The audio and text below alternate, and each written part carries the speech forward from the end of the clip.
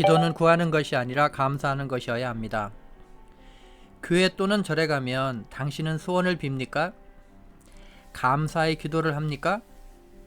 많은 사람들은 구하는 기도를 합니다. 그러나 진정한 기도는 가진 것에 대한 감사의 기도여야 합니다. 성경에도 가진 자가 되어라. 세상은 가진 자의 것이다. 있는 자는 더 있게 될 것이요 없는 자는 없게 될 것이다 라는 말이 있습니다. 건강한 자는 더 건강하게 될 것이요 아픈 자는 더 아프게 될 것이요 가진 자는 더 갖게 될 것이요 가난한 자는 더 가난하게 될 것이다. 그렇습니다. 자연은 필요한 곳에 가는 것이 아니라 가진 곳에 가는 것입니다. 건강한 자가 되세요. 가진 자가 되세요. 걱정하지 마세요. 더 많이 감사하세요. 오늘부터 마법의 기도를 하세요. 당신 삶의 기적이 시작될 겁니다. 기도는 구하는 것이 아니라 감사하는 것입니다. 감사해야 더 큰 감사할 일이 생기게 됩니다. 호랑이는 결코 작은 개미의 먹이가 된다. 이 세상 모든 것은 시간의 심판을 피해가는 것이 없는 것 같습니다. 그 어떤 것도 시간 외에서 존재할 수 없고 머물 수 없습니다. 영원히 강한 것 같던 숲속의 왕자도 결국은 시간에 무너지고 맙니다. 이 세상에서 가장 강한 것은 시간입니다. 그리고 그 시간을 지배하는 사람이 결코 강하게 됩니다. 나는 빨리 바꾸고 남은 천천히 바꾸어라. 성공의 방법은 다양합니다. 그러나 실패의 원인은 한 가지입니다. 바로 습관입니다. 어떤 습관이 나를 지배하느냐가 인생의 길을 바꿉니다. 습관은 생각이 아니라 행동의 지배를 받습니다. 행동은 생각의 통제를 받습니다. 그래서 생각은 쉬우나 습관은 어렵습니다. 습관은 반복에 의한 인고의 길입니다. 새로운 습관은 지금 길들여진 만족을 몰아낼 때 가능합니다. 새로운 습관은 오래 입은 옷처럼 편안해져 있을 때 내 것이 된 겁니다. 그러나 새로운 습관을 받아들일 때는 혁신적으로 받아들여야 합니다. 먼저 습관은 워낙 텃세가 심해 조금씩 양보하지 않습니다. 반면에 남에게 영향을 줄 때는 아주 조금씩 온기를 주어 스스로 과거의 습관을 벗도록 해야 합니다. 서두르면 서두를수록 그를 경계합니다. 언젠가 그 습관이 자기 것이 되면 그도 혁신해야 함을 알게 되겠지요. 서두르는 건 그의 몫입니다. 변화는 스스로 하는 거지 누가 대신할 수 없습니다. 나는 빨리 바꾸고 남은 천천히 바꾸도록 도와주셔야 합니다. 교육은 결과를 만드는 것이 아니라 씨앗을 뿌리는 것이다. 교수님, 저 참 많이 교육을 받았습니다. 그런데 성공을 못하고 있습니다. 많은 분들은 교육을 받으면 모든 일이 다 잘 될 줄 압니다. 배움은 씨앗과 같습니다. 햇빛도 필요하고 바람도 필요하고 때론 태풍도 맞습니다. 씨앗을 키우는 것처럼 배움을 키우는 것은 반복으로 만들어진 습관입니다. 지금 반복하는 일을 점검하는 것은 성공을 키우는 증거입니다. 교육은 열매를 따는 것이 아니라 나무를 심는 일입니다. 심어놓은 나무는 매일 정성을 다해야 듬직한 결실을 얻습니다. 습관에 물을 주고 반복의 걸음을 주세요. 반드시 1등급 과실의 향기를 맛보게 될 겁니다. 세상에서 엄마 음식이 가장 맛있는 이유. 사람들은 모두 자기 엄마가 해준 음식이 제일 맛있답니다. 왜 그럴까요? 비밀은 습관입니다. 그 맛에 길들여져 있기 때문이지요. 세상에서 제일 좋은 것도 결국 길들여진 것입니다.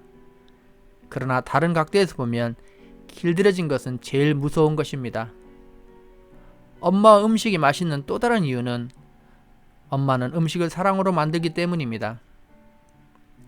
사랑은 음식에 영혼을 넣은 소스입니다. 사랑은 입맛을 바꿀 수 없습니다. 엄마 음식이 그리운 이유는 습관이고 사랑이 있기 때문이 아닐까요? 꿈도 대물림 된다. 부가 자식에게 대물림 된다는 이야기를 많이 들었을 겁니다. 성장이 낮은 선진 경제에서 부모의 경쟁력이 자식에게 영향을 주게 된다는 이야기입니다. 그러한 영향은 학력의 차이를 만들고 그것이 그대로 부의 차이를 만들고 있는 것입니다. 마찬가지로 부모가 꿈이 없으면 자식도 꿈이 없게 됩니다. 이것을 막아야 합니다. 돈을 물려주지 못하더라도 꿈은 주셔야 합니다. 조금만 더 움직여 꿈을 키우세요. 꿈을 이룰 수 없는 처지에 있어도 꿈을 향하는 삶을 살아야 합니다. 그래야 자녀가 꿈을 꾸게 됩니다. 꿈의 대물림은 막아야 합니다. 꿈의 대물림은 막아야 합니다. 흑백 사고의 덫에서 벗어나야 자유로워질 수 있다. 좀 더 세상을 넓게 보고 받아들이기 위해서는 이분법적 논리에서 벗어나 다양함을 받아들여야 합니다. 세상은 있고 없고 또는 좋고 나쁘고처럼 이분법적으로 나눠지는 것이 아니라 무지개처럼 여러 종류의 색을 띠고 있습니다. 넓게 멀리 보는 시각이 삶을 집착해서 벗어나게 하여 자유로운 생각을 누릴 수 있게 합니다. 바보는 물질로 사람을 얻고 현자는 마음으로 사람을 얻는다. 마음을 얻으려고 물질을 쓰고 물질을 얻으려고 마음을 주기도 합니다. 이 말에 동의한다면 여러분은 무엇을 많이 가지고 있습니까? 그것을 쓰고 계십니까? 마음만 잘 써도 세상을 얻을 수 있는데 가진 게 없다는 이유로 마음을 꼭꼭 자기 가슴에 묻어두고 살아가고 있지는 않는지요? 마음은 살살 꺼내야 합니다. 힘을 세게 주면 젓가락에 묵 빠져나가듯 빠져나갑니다. 가느다란 젓가락 대신 넓고 둥근 숟가락으로 퍼보세요. 세상의 마음이 아닌 본래의 자기 마음을 불러오시기 바랍니다. 세상은 당신 편이라는 걸 알게 될 겁니다. 마음의 벽을 넘을 수 있는 힘. 세상에서 가장 높은 벽은 무엇일까요? 닫히면 한없이 높아지고 열면 한없이 낮아지는 벽이 있습니다. 바로 마음의 벽입니다. 상대의 마음의 벽을 낮추려면 상대에 대한 깊은 관심을 가져야 합니다. 그래야 상대의 마음을 깊게 들여다보고 공감할 수 있습니다. 상대를 살피는 지혜의 시력으로 마음의 벽을 넘어보세요. 상대를 살피는 지혜의 시력으로 마음의 벽을 넘어보세요. 듣기를 개선하면 삶이 개선된다. 대화는 상대의 소리를 듣는 것이 아니라 감정을 듣는 것입니다. 감정은 목소리로 판단하게 됩니다. 목소리는 감정을 담고 있고 그 감정은 그 사람의 본질입니다. 그래서 대화할 때 상대의 생각을 찾아 들어야 합니다. 무엇 때문에 저 얘기를 할까? 고민해야 합니다. 저 얘기 왜 하지가 아니라 저 얘기를 무엇 때문에 할까를 고민해야 합니다. 듣기를 7, 말하기를 3 비율로 듣기의 주파수를 맞춰야 합니다. 듣기를 개선하면 내 삶의 질이 올라갑니다. 의타심을 경계해야 한다. 안녕하세요. 이번에 강의를 들은 누구누구입니다. 저는 첫 강의를 듣고 밤새 울었습니다. 평생 남편에게 의지하고 살았는데 그것이 아니었구나 하는 생각이 들어 뒤돌아보니 지나온 세월이 너무 허망했습니다. 이 문자를 받고 어찌나 제 가슴이 아려오던지 속상하고 안타깝고 슬펐습니다. 가끔은 내가 목회자도 스님도 아닌데 다른 사람의 이야기가 이렇게 아플까 하고 의아하곤 합니다. 그래서 생각했습니다. 교육자도 성직자다. 같이 아파하고 울어야 지혜를 줄 수 있구나 결론을 내렸습니다. 삶은 스스로 서야 합니다. 경제적으로 여유가 있어도 그래야 되겠지만 보통 사람은 꼭 그래야 합니다. 경제적 자립심을 가지세요. 누구한테 의지하려는 의타심을 버려야 합니다. 남편이 돈 버니까 부업으로 일하면 지금 생각을 바꿔보세요. 편안하고 안정된 곳에 절대 기회가 없습니다.